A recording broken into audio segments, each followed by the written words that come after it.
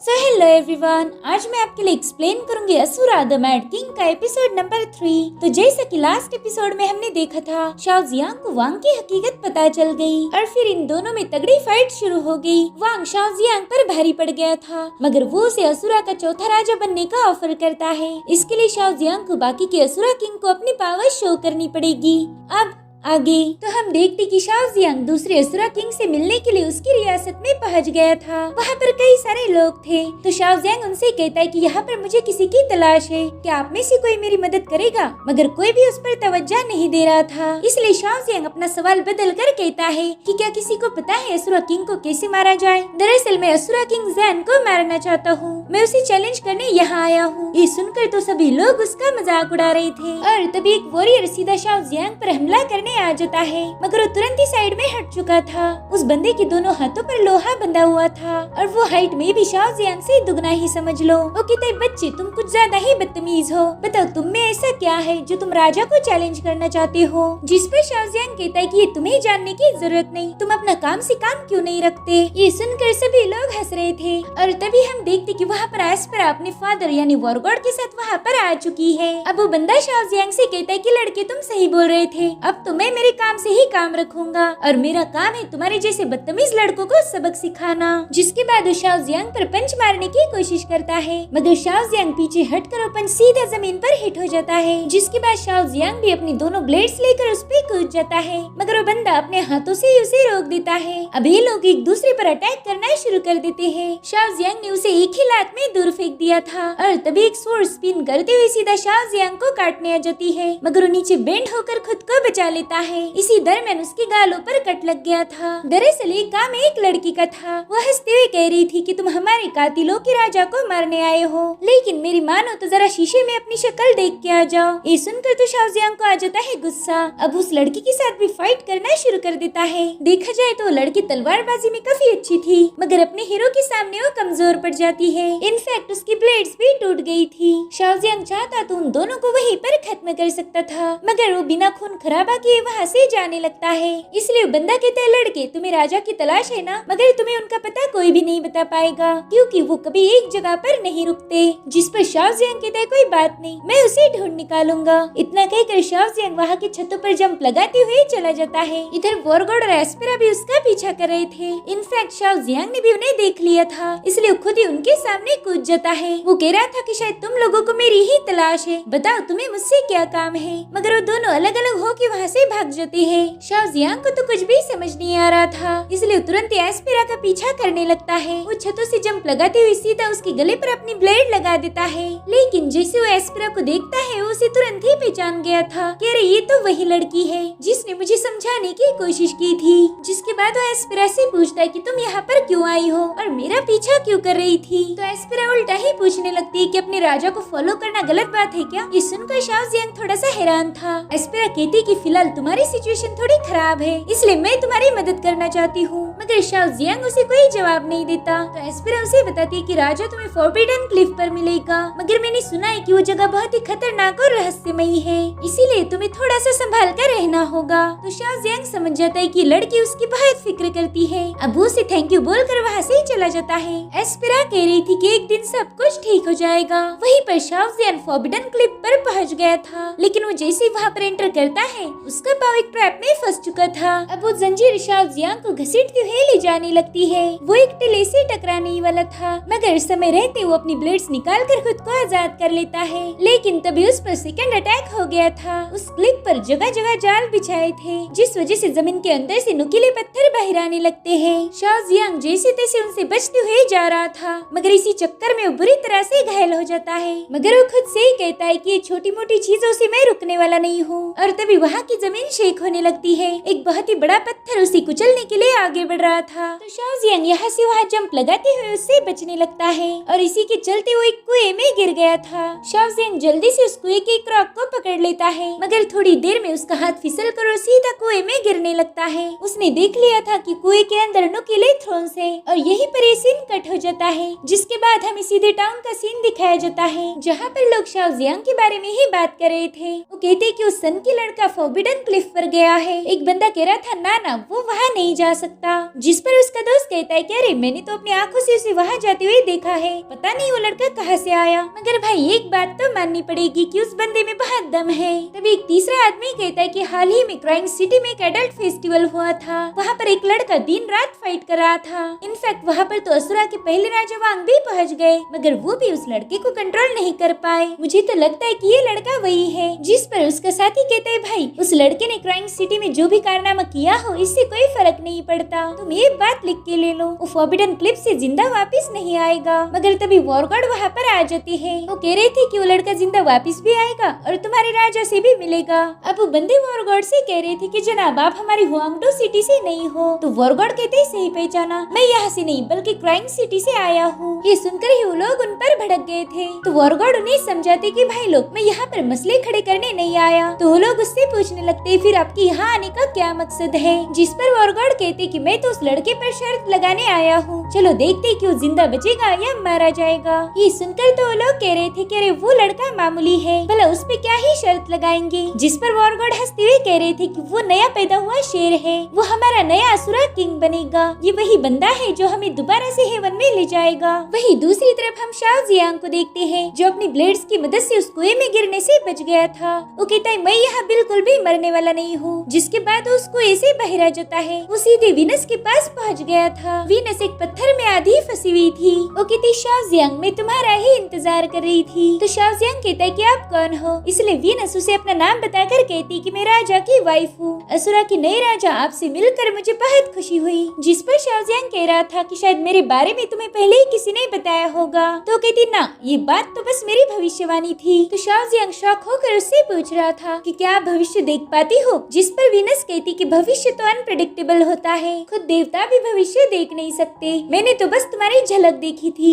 तो अब Shao Jiang कहता है कि मैं यहाँ राजा से मिलने आया हूँ, क्या आप मुझे बता सकती हो कहाँ पर मिलेंगे। जिस पर वीनस कहती कि वो सबसे अलग रहते हैं, उन्हें मिलना जुलना ज्यादा पसंद नहीं, ना ही उनके ज्यादा दोस्त है। अगर वो दुखी हो तो वो सिर्फ मुझे बताते हैं, और सच बताया जाए तो मैं उन्हें ऐसे अकेले नहीं देख सकती। क्या तुम उनके दोस्त बनोगे। जिसके बाद वो अपना हाथ आगे बढ़ाती है। अब जैसे ही शाओ जियांग ने उसका हाथ पकड़ा तभी उसकी यादों में चला जाता है। वो देखता है कि वीनस अंडरवर्ल्ड में पहुंच चुकी है और तभी वहाँ पर उसका लवर यानी कि राजा आ जाता है। राजा उसे कह रहा था कि मौत भी हमें जुदा नहीं कर सकती, जरा उस पैसेज को देखो, ये हमें मॉर्टल की दुनिया में ले जा सकता है और ये ज्यादा देर तक ओपन नहीं रहेगा। अगर हमें साथ रहना है तो यहाँ से भागना ही पड़ेगा। जिसके बाद वो वीनस का हाथ पकड़कर कहता है कि पैसेज में एंटर करने के बाद मेरा हाथ थामे रखना और बिल्कुल भी पीछे मुड़ के मत देखना। जिसके बाद ये दोनों भी इस पैसेज में एंटर करते हैं। किंग कह रहा था कि हम जल्दी मॉर्टल वर्ल्ड में पहुंच जाएंगे, मगर तभी कुछ भूखे शैतानी बच्चे वीनस को पकड़ लेते हैं। वीनस तो उनसे बाहर डर गई थी। राजा कह रहा था कि शायद ये हमारी रोशनी से अट्रैक्ट हुए हैं, इनके पीछे हजारों शैतानी बच्चे थे। और किंग वीनस को बता रहा था कि याद रखो तुमने पीछे मुड़ के बिल्कुल भी नहीं देखना। मगर वो बच्चे वीनस को माँ कह के पुकार रहे थे। वो कहती माँ हम बहुत भूखे हैं, इसलिए वीनस पीछे मुड़कर देख लेती है और फिर क्या उसी वक्त वो शैतानी बच्चे उसे पकड़ लेते हैं। उन्होंने उसकी आंखों को नोचना शुरू कर दिया था।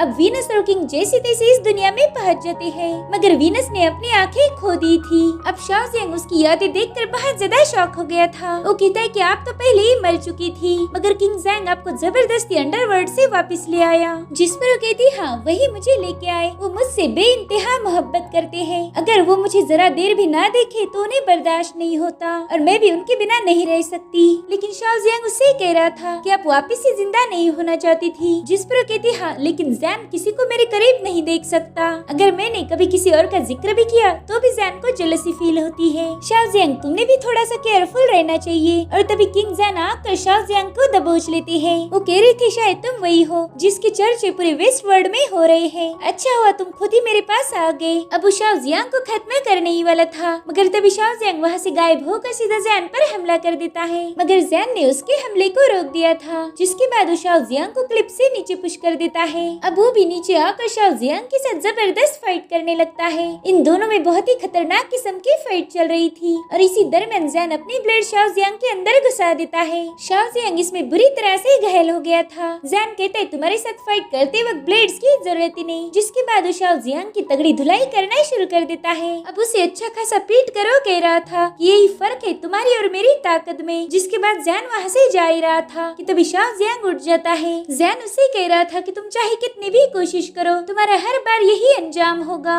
जिस पर शाओजियांग कह रहा था कि तुमने इतनी जल्दी खुशियाँ नहीं मनानी चाहिए। अब वो भी अपनी पावरफुल ऑरा रिलीज करते हुए एक्सट्रीम पावर्स को एक्सेस करता है। ये देखकर जैन कह रहा था कि देखता हूँ इस बार तुम क्या नया करोगे। और तभी शाओजियांग बड़ी तेजी से आकर अपनी खास मूव असुरा मैजिक स्वॉर्ड का यूज कर जैन पर हमला कर देता है, जिसमें जैन भी अब घायल हो गया था। वो कहता है अब इस फाइट में मजा आएगा, देखना मैं तुम्हें कैसे तोड़ता हूँ। जिसके बाद जैन भी अपनी खास टेक्निक ब्रोकन हार्ट डायमंड से शाओजियांग पर हमला कर देता है। वो अपनी ब्लेड से जैन के अटैक को रोक रहा था, मगर ये अटैक इतना पावरफुल था कि वो सीधा शाओजियांग के सीने में घुस जाता है। जैन ने उसे अपने वेपन से ऊपर उठा लिया था। शाओजियांग की हालत अब बहुत ज्यादा खराब हो गई थी, जिसे देखकर जैन कहता है कि तुम राजा बनने के लायक नहीं हो, इसलिए अब मर जाओ। जिस पर शाओजियांग कहता है कि मैं अभी भी तुमसे फाइट कर सकता हूँ। अब वो अपनी ब्लेड से जैन का गला काटने वाला था, मगर जैन तुरंत ही अपने वेपन को बढ़ा देता है, जिससे शाओजियांग की ये कोशिश नाकाम हो गई थी। अब जैन उस पर ही भारी पड़ जाता है, उसे घसीटते हुए ले जा रहा था। शाओजियांग खुद से ही कहता है कि मैं हार नहीं मानूंगा, और अब उसने अपनी पावर्स को एक्टिवेट कर दिया था। उसकी स्ट्रॉन्ग ऑरा से ही जैन का ब्रोकन हार्ट डायमंड टूट जाता है। ये सब देखकर जैन को तो शौक ही लग गया था। अब जैसे ही शाओजियांग उस पर अपनी ब्लेड से हमला करता है, जैन ने अपने एक और वेपन से उसे रोक दिया था। उसके बॉडी पर लगे आर्मर से वो मल्टीपल वेपन बना सकता था, और इस बार भी शाओजियांग उसके सामने फीका पड़ जाता है। जैन ने उसे बहुत दूर पुश कर दिया था, जिसके बाद जैन दोबारा से उस पर अटैक करना शुरू कर देता है और शाओजियांग की हर एक मूव को फेल करके उसे घायल करता जा रहा था। शाओजियांग समझ गया था कि वो उसे क्लोज कॉम्बैट में हरा नहीं पाएगा, इसलिए वो दूर से उस पर स्लैश अटैक करना शुरू कर देता है। उसके मल्टीपल अटैक्स का भी उस पर कोई असर नहीं होता, उल्टा जैन ही उस पर अपने अजीबोगरीब वेपन से हमले कर रहा था। शाओजियांग एक चीज नोटिस करता है कि जैन बार बार अपने वेपन्स चेंज कर रहा है, और यही वजह थी कि वो उसे हरा नहीं पा रहा था। जिसके बाद वो अपनी ब्लेड्स को जमीन में घुसा कर वहाँ पर ढेर सारा धुआं कर देता है, और फिर उसी धुएं की आड़ में वो जैन के एकदम पास आ चुका था। जिसके बाद वो एक ऊंची जंप करके जैन पर वार करने ही वाला था, मगर जैन ने अपना वेपन सीधा उसके पेट में घुसा दिया, जिससे शाओजियांग घायल होकर नीचे गिर जाता है। जैन कह रहा था कि मेरे आगे तुम कभी जीत नहीं सकते। जिस पर शाओजियांग कहता है कि मुझे लगा था तुम बार बार वेपन्स चेंज करते हो, मगर तुम उन्हें चेंज नहीं करते बल्कि उन्हें क्रिएट करते हो। तभी वीनस उसे बताती है कि राजा जैन ने ढेर सारा लोहा एब्जॉर्ब करा, जिस वजह से वो एक सेकंड के अंदर ही नया वेपन रिफाइन कर सकता है, और यही वजह है कि तुम उनकी मूव्स को भाप नहीं पा रहे। जैन कहते लड़के भले ही तुम्हें मेरा सीक्रेट पता चल गया है, मगर फिर भी तुम मुझे कभी हरा नहीं पाओगे। जिसके बाद वो अपना एक और वेपन रिफाइन कर लेता है, इसीलिए जेन कहा जाता था। इधर शाओजियांग भी समझ गया था कि वो कभी भी इस राजा को हरा नहीं पाएगा, मगर हार मानना तो उसके खून में ही नहीं था। अब वो दोबारा से उस पर अटैक करने आगे बढ़ता है, इसलिए जैन भी अपनी ढेर सारी स्पीयर ब्लेड से उसे खत्म करने की कोशिश कर रहा था, मगर तभी शाओजियांग भी अपनी ब्लडी असुरा टेक्निक को एक्टिवेट करके जैन को घायल करना शुरू कर देता है। इसलिए जैन अपने वेपन्स का यूज कर उसे दूर फेंक देता है। वो दोनों अब दोबारा से भिड़ने ही वाले थे, मगर तभी वीनस कहती बस बहुत हुआ, ये बच्चा बहुत फनी है, मुझे बहुत पसंद आया। जिसके बाद उन दोनों पर अपनी पावर्स डालती है। शाओजियांग की बॉडी पर उसकी पावर का कोई असर नहीं होता, तो जैन तुरंत ही समझ जाता है कि ये लड़का उनके एंसेस्टर से मिल चुका है। शाओजियांग भी उसे बताने लगता है कि मुझ में जो भी पावर्स है उन्हीं का वरदान था। तो जैन उसे रेयर आयरन का टुकड़ा देकर कहता है कि मेरी तरफ से तुम्हारे लिए तोहफा है, इससे तुम्हारी ब्लेड बहुत मजबूत हो जाएगी। तभी वो आयरन जाकर शाओजियांग की ब्लेड्स में समा जाता है, इससे उसकी दोनों ब्लेड ग्लो कर रही थी। जैन ने शाओजियांग का जज्बा देखकर उससे फाइट करना बंद कर दिया था, साथ ही उसे एज अ फोर्थ किंग भी एक्सेप्ट कर लेता है। वो जाने से पहले शाओजियांग को बताता है कि उस औरत से थोड़ा बच के रहना, वो बहुत ही खतरनाक और मिस्टीरियस है। तो शाओजियांग भी अपनी ब्लेड्स वापस रखकर वहाँ से चला जाता है। वीनस कहती कि बच्चे तुम इस सफर को कंटिन्यू रखना, आगे तुम्हारा क्या होगा ये तो मुझे पता ही चल जाएगा, बस मैं तुम्हें एक राजा बनते हुए देखना चाहती हूँ। जिसके बाद हमें मून आइस सिटी का सीन दिखाया जाता है। यहाँ की असुरा किंग वेस्टा थी, तो शाओजियांग उससे मिलने यहाँ पर आ चुका था। उस सिटी में हम वॉरगॉड और उनकी बेटी एस्पेरा को भी देखते हैं। वॉरगॉड मजे से खाना खा रहे थे, मगर एस्पेरा उनसे काफी नाराज थी। वो कहती भले ये पैसे आपके नहीं, मगर थोड़ा सोच समझ के खर्च कीजिए। जिस पर वॉरगॉड कहते कि अरे ये तो पैसे मैंने शर्त में जीते हैं, इसलिए तो खर्च कर रहा हूँ, वैसे भी जीते हुए पैसे टिकते नहीं। लेकिन एस्पेरा तो उनसे बहुत खफा थी।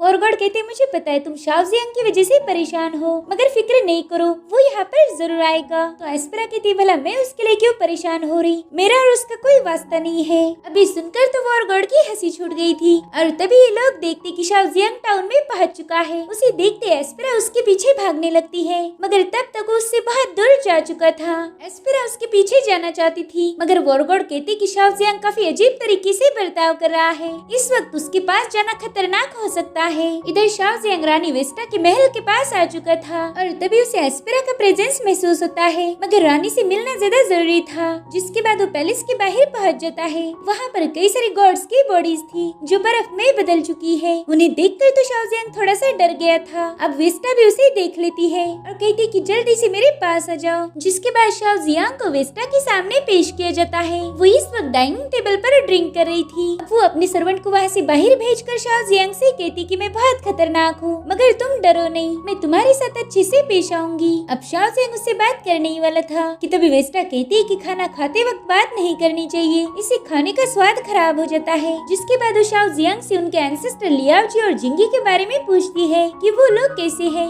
ये सुन के तो शाओजियांग थोड़ा सा चौंक गया था। उससे पूछता है कि रानी साहिबा, क्या आप उन्हें जानती हो? जिस पर वो कहती कि मैं उनके साथ स्पेसशिप में जाया करती थी। तो शाओजियांग कह रहा था कि इसका मतलब आप 99 घूस को भी जानती हो। जिस पर वेस्टा उसे कहानी बताने लगती है। वो कह रही थी कि हम असुरा ओरिजिनली फाइटिंग गॉड्स थे और उस वक्त हम देवताओं के साथ हेवनली पैलेस में रहा करते थे। हमारा नेचर पहले से ही बहुत गुस्से वाला था, हम किसी के साथ भी ज्यादा दोस्ती नहीं करते थे और अगर गॉड्स के बारे में बात की जाए तो बहुत ही स्वार्थी और घिनौने थे। उन्होंने हमारी पर्सनैलिटी को देखकर हमें एलियंस कहना शुरू कर दिया, मानो कि हम उनकी दुनिया से थे ही नहीं। वो बेवजह हमें कैद करते थे, साथ ही उन्होंने असुराज पर अत्याचार करना शुरू कर दिए, जबकि उसके पीछे वजह कुछ भी नहीं थी। इसी वजह से असुराज के दिलों में गॉड्स के लिए धीरे धीरे नफरत पैदा हो गई और फिर वो इतनी ज्यादा बढ़ गई कि उन्होंने गॉड्स के साथ जंग छेड़ दी। भले ही हम फाइटिंग गॉड्स थे, मगर हमारी तादाद गॉड से बहुत ज्यादा कम थी और हमारे दुश्मन देवता हमसे कई गुना ज्यादा पावरफुल। उनकी पावर्स के आगे हमारे असुरा टिक नहीं पाए और उस जंग में हमारा भारी नुकसान हो गया। हमारे हजारों असुराज को देवताओं ने मौत की घाट उतार दिया और आखिर में हमारे पास बस 99 असुराज बच गए। वो लियाओजी और जिंगी की लीडरशिप में हेवन से भागने का डिसाइड करते हैं। उन दोनों भाइयों को मिलाकर टोटल 99 असुराज थे, जिन्होंने स्पेसशिप में बैठकर हेवनली पैलेस को हमेशा के लिए छोड़ दिया। जिसके बाद हम इस दुनिया में यानी मॉर्टल की दुनिया में आ गए। यहाँ पर बस हम अपनी ताकत और आबादी को बढ़ाने के लिए आए थे। हम लेजेंडरी असुराज यानी कि 99 घोस्ट के वंशज हैं। तो ये थी कहानी हमारे असुराज की। चलो अब ये खाना खा लो, ये मैंने खास तुम्हारे लिए ही बनाया है। मुझे उम्मीद है कि तुम्हें ये पसंद आएगा। अब जैसे ही शाओजियांग शराब की प्याली उठाता है, वो देखता है कि उसमें शराब नहीं बल्कि खून है। छोड़ो, ये ट्राई करो, ये खाना बहुत डिलीशियस है। तुम्हें तो पता ही होगा कि असुराज और गॉड्स के दरमियान 10,000 सालों से जंग चलती आ रही है, इसलिए मुझे देवताओं से नफरत हो गई। अब तो मुझे देवताओं का शिकार करने के बाद ही सुकून मिलता है। मैं उन्हें ज्यादा तड़पाती नहीं बल्कि एक इंस्टेंट मौत देती हूँ। उसने अब शाओजियांग को टच किया था, जिससे शाओजियांग तुरंत ही उसकी मेमोरीज में चला जाता है, मगर वहाँ पर तो सब कुछ खाली था। वेस्टा के पास के बारे में शाओजियांग को कुछ भी पता नहीं चलता, इसलिए वो थोड़ा सा डर जाता है। वेस्टा बहुत ही रहस्यमयी थी। वो कहती, शाओजियांग तुम कहाँ खो गए? कहीं तुम खाने से इनकार तो नहीं करोगे? जिस पर शाओजियांग कहता है कि ये देवताओं का मांस है और आप चाहती हो कि मैं इसे खा लूं, शायद आप मेरी परीक्षा लेना चाहती हो। जिस पर वेस्टा कहती कि सभी असुराज गॉड से नफरत नहीं करते, लेकिन उनसे हमने नफरत करनी ही चाहिए क्योंकि उन्होंने हमारे साथ जो कुछ किया वो गलत था। तो शाओजियांग उसे बता रहा था कि मैंने आज तक किसी लिविंग देवता को नहीं देखा, तो भला मुझे उनसे नफरत कैसे हो सकती है? जिस पर वेस्टा कहते, अरे मेरे पास कुछ लिविंग गॉड्स है, अगर तुम चाहो तो उन्हें देख सकते हो। इस तरह से तुम्हारी देवता को देखने की ख्वाहिश भी पूरी हो जाएगी। तो शाओजियांग उसे फॉलो करते हुए पैलेस के बाहर आ जाता है। वहाँ पर बर्फ में कवर्ड गॉड थे। तो शाओजियांग कहता है, मुझे तो लगा था कि ये मर चुके हैं। जिस पर वेस्टा उसे बताने लगती है कि नहीं, ये मरे नहीं है, ये तो मेरा देवता वाला कलेक्शन है। जिसके बाद उन देवताओं पर लगा हुआ बर्फ हटा देती है। वो कह रही थी कि ये मेरी बर्फ वाली कठपुतलियां है, ये कभी मर नहीं सकते, बस मौत का इंतजार करना ही इनकी किस्मत है। अब उन सभी गॉड्स ने शाओजियांग को घेर लिया था, इसलिए शाओजियांग भी अपने ब्लेड्स निकाल लेता है। अब जैसे वो देवता उसके करीब आते हैं, शाओजियांग ने उन्हें काटना शुरू कर दिया था। वो समझ गया था कि वेस्टा उसे भी कठपुतली बनाने वाली है, इसलिए वो सीधा वेस्टा पर हमला करने चला जाता है, मगर वेस्टा उसे बर्फ में ट्रैप करने लगती है। शाओजियांग उस बर्फ को अपनी ब्लेड से काट रहा था, तो वेस्टा उसे कहती कि इसे मत काटो और ना ही ज्यादा स्ट्रगल करो, जितनी ज्यादा तुम स्ट्रगल करोगे उतनी ही जल्दी फ्रीज हो जाओगे। जिस पर शाओजियांग कहता है, ठीक है, फिर तो मैं तुम्हें ही निपटा देता हूँ ताकि मैं फ्रीज ही ना हो पाऊँ। जिसके बाद वो वेस्टा पर हमला करने की कोशिश करता है, मगर वेस्टा तो बड़ी ही तेजी से पीछे हट गई थी। उसे बर्फ में ट्रैप करने की कोशिश करती है, मगर शाओजियांग उससे आजाद हो गया था। तो इस बार वेस्टा ने और पावरफुल आइस अटैक उस पर कर दिया। शाओजियांग कहता है कि इसे हराने का कोई न कोई रास्ता तो जरूर होगा, मगर वेस्टा कह रही थी, बच्चे इस बार तुमने गलत शख्स को चैलेंज किया है। तुम्हारी भलाई इसी में है कि तुम चुपचाप बर्फ में बदल जाओ। तुम्हारे होने से मेरे महल की शान और ज्यादा बढ़ जाएगी, ये और खूबसूरत दिखेगा। और इसी के साथ ये एपिसोड यहीं पर एंड हो जाता है। Thank you so much for watching. Bye bye, take care.